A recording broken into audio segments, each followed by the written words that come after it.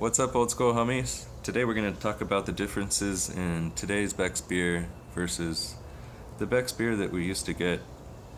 And it's a sad story because you used to be able to crack open a Beck's and feel like you were right there in Germany 100 years ago. But it's not the same anymore. We have a American-made product that's pitched to us now. And it's actually really good. I'm not going to hate on it. I would say you could call it the best American beer there is. I would go all the way there. But it's not Beck's. It's not what it used to be. So let's go further into why it was such a mystically great beer. Well, a lot of people didn't like it. Let's put it that way. It was a traditional German-made beer, so I could see why they changed it, because there wasn't really a palate for that unless you grew up in Germany drinking that.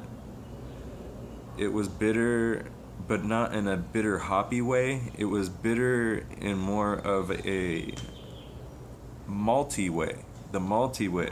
Okay, so beer is made of malt, and without telling you too much about how we extract the sugars from the malt, you basically run water that's hot into the malt and then run it off, and then you run more hot water into the malt and run it off. I used to do it for about 2 hours. I would run hot water over the malt and then run it off into my kettle.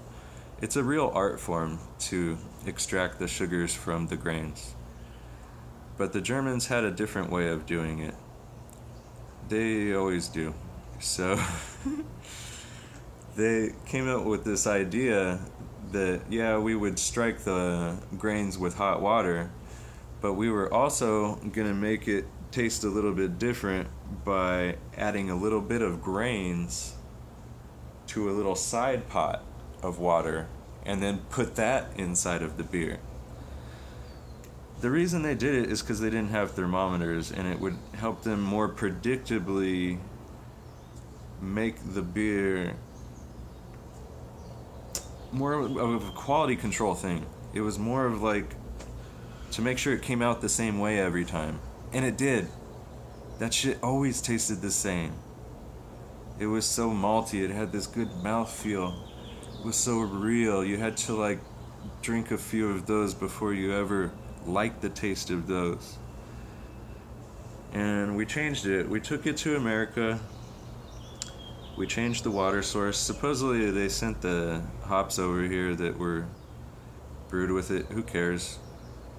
At that low of a hopping level, no one's really going to tell a difference, even if they were grown in America or grown out there. It's a noble hop. I'm not saying anything against the hops. It's a traditional German hop. Kind of tasted like Spalter, in my opinion. Spalt.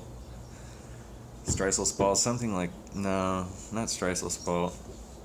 I don't know what the fuck they use. Try to look up what hopping variety they used. It tasted like Spalt. But it was such a great beer. And the magic of it was they would mail it to us in 12 packs. And you could buy them for $10. That's less than $1 a beer. For a traditional German beer that was made 100 years ago, they knew they were giving us too much. They knew it. And they were like, you guys, if you don't appreciate this shit, just brew it yourself.